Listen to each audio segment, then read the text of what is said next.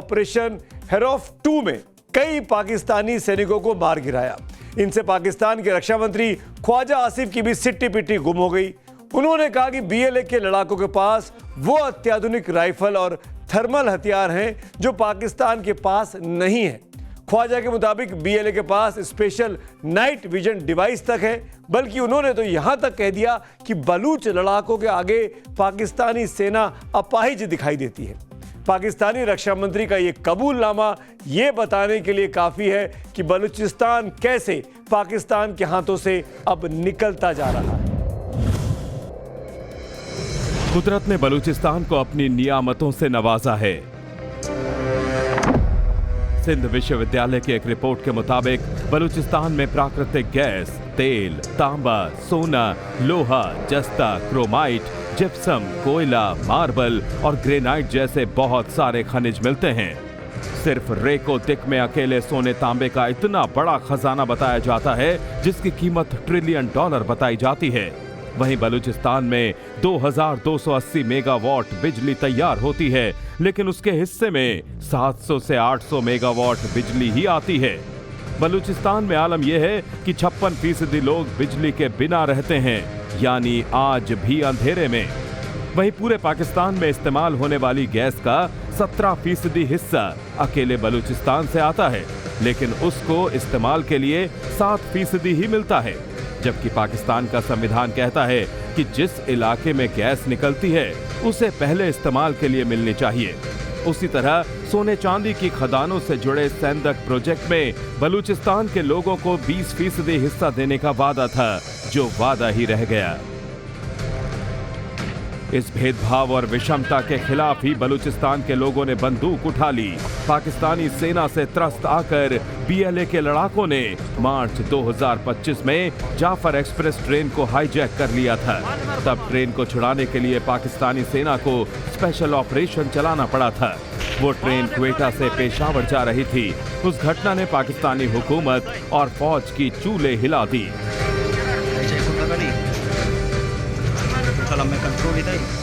उन्हें लगने लगा कि बलूचिस्तान लड़ाकों का संघर्ष कहीं पाकिस्तान में एक दूसरे बांग्लादेश का सबब ना बन जाए।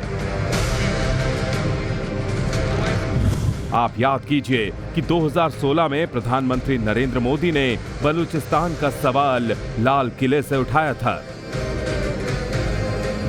पिछले कुछ दिनों से बलूचिस्तान के लोगों ने, गिलगिट के लोगों ने, पाक ऑक्युपाइड कश्मीर के लोगों ने, वहां के नागरिकों ने जिस प्रकार से मुझे बहुत बहुत धन्यवाद दिया है, जिस प्रकार से मेरा आभार व्यक्त किया है, मेरे प्रति उन्होंने जो सद्भावना जताई है। लेकिन ऐसे दूर सुदूर बैठे हुए लोग हिंदुस्तान के एक प्रधानमंत्री को अभिनंदन करते हैं, उसका आदर करते हैं, तो मेरे 125 करोड़ देशवासियों का आनंद है। वाकई पाकिस्तान के लिए संकट का सवाल सिर्फ बलूचिस्तान से ही पैदा नहीं हो रहा है, बल्कि ये दिक्कतें गिलगित और पाकिस्तानी कब्जे वाले कश्मीर में भी हैं।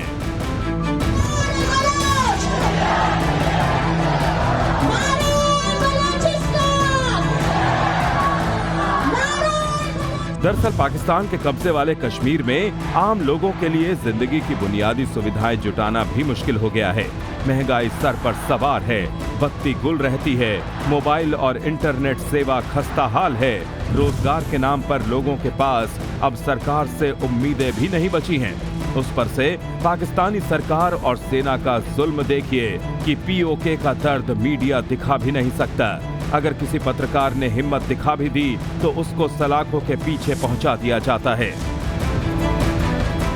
दिसंबर में पीओके के रावलकोट में हजारों की संख्या में लोगों ने पत्रकार सोहराब बरकत की रिहाई के लिए प्रदर्शन किया, जिसमें अपने लिए जिंदगी की बुनियादी सुविधाओं की मांग भी थी। अगर हिंदुस्तान से ये आवाज उठती है कि पीओके जल्द ही हमारा हिस्सा होगा, तो उसमें पीओके के लोगों की रजामंदी दिखाई पड़ती है। कश्मीर के जिस हिस्से को पाकिस्तान ने धोखे से कब्जे में लिया था, वो हिस्सा अब पाकिस्तान के खिलाफ खुला विद्रोह कर रहा है। उस विद्रोह के पीछे असली कारण पाकिस्तानी फौज और हुकूमत की तानाशाही और पीओके के प्रति खुला भेदभाव है। पाकिस्तानी हुकूमत और सेना ने पीओके को अपना आतंकवाद की प्रयोगशाला बना रखा है। दूसरी तरफ पाकिस्तानी कब्जे वाले कश्मीर के पास ना बिजली है, ना स्कूल है और ना ही अस्पताल है। ऐसे में वो जम्मू और कश्मीर की विकसित तस्वीर की तरफ देखते हैं तो पाकिस्तान से उनकी बगावत को आग और तेजी से धधकने लगती है। पाकिस्तान की सेना ने भले ही आतंकवाद को अपना हथियार बना रखा है, लेकिन उसी हथियार से पाकिस्तान की गर्दन भी कट रही है।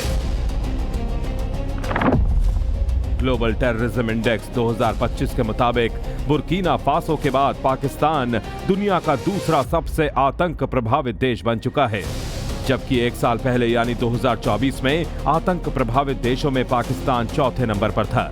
तहरीके तालिबान पाकिस्तान यानी टीटीपी के हमलों में 90% की वृद्धि हुई है। वहीं इस्लामिक स्टेट खुरासान यानी ISK ने अब पाकिस्तानी शहरों को भी निशाना बनाना शुरू कर दिया है, जबकि बलूच लिबरेशन आर्मी यानी BLA के हमलों में 60% की बढ़ोतरी हुई है। रिपोर्ट के मुताबिक पाकिस्तान के खैबर पख्तूनख्वा और बलूचिस्तान सबसे ज्यादा आतंक प्रभावित इलाके हैं। देश भर की कुल आतंकी घटनाओं में से 90% इन्हीं इलाकों में हुई हैं। रिपोर्ट में तहरीके तालिबान पाकिस्तान को लगातार दूसरे साल पाकिस्तान का सबसे खतरनाक आतंकवादी संगठन बताया गया। 2024 में इस ग्रुप ने 482 हमले किए, जिसकी वजह से 558 मौतें हुई थीं, जो 2023 के मुकाबले 91% ज्यादा हैं।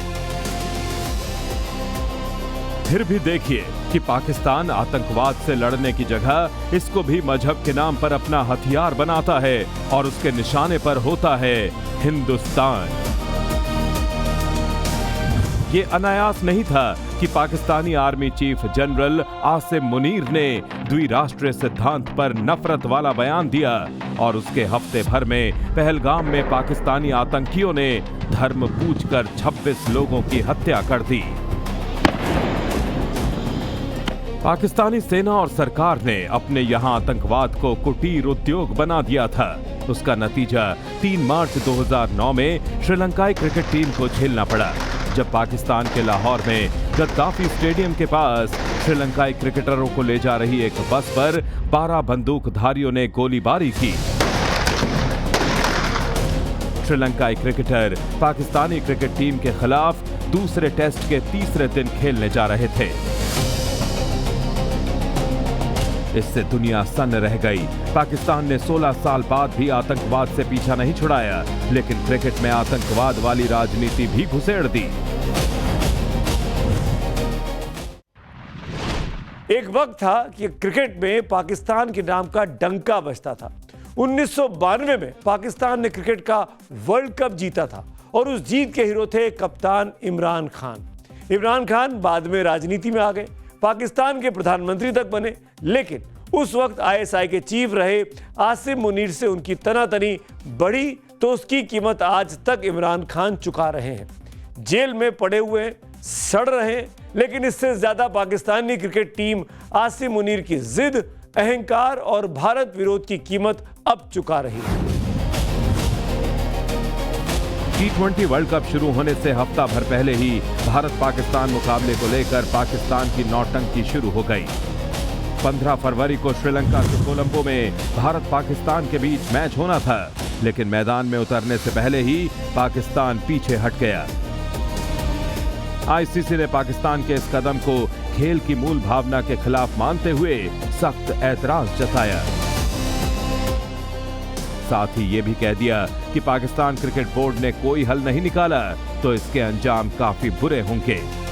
भारत भी ICC की तरफ ही देख रहा है।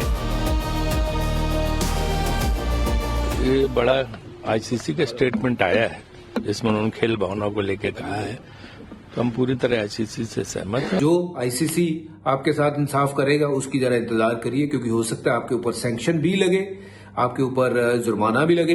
तो बहुत सोच समझ के ये पाकिस्तान को करना चाहिए जो ये कर रहे हैं। लेकिन अब तो तीर निकल गया है, अब लेकिन घूम के ना इन्हीं की तरफ आएगा।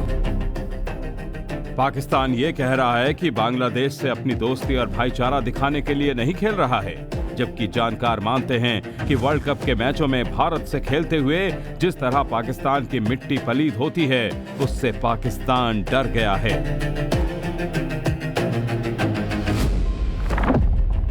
अब तक भारत और पाकिस्तान के बीच वर्ल्ड कप में 8 मैच हुए हैं, जिनमें 7 में पाकिस्तान को मुंह की खानी पड़ी है।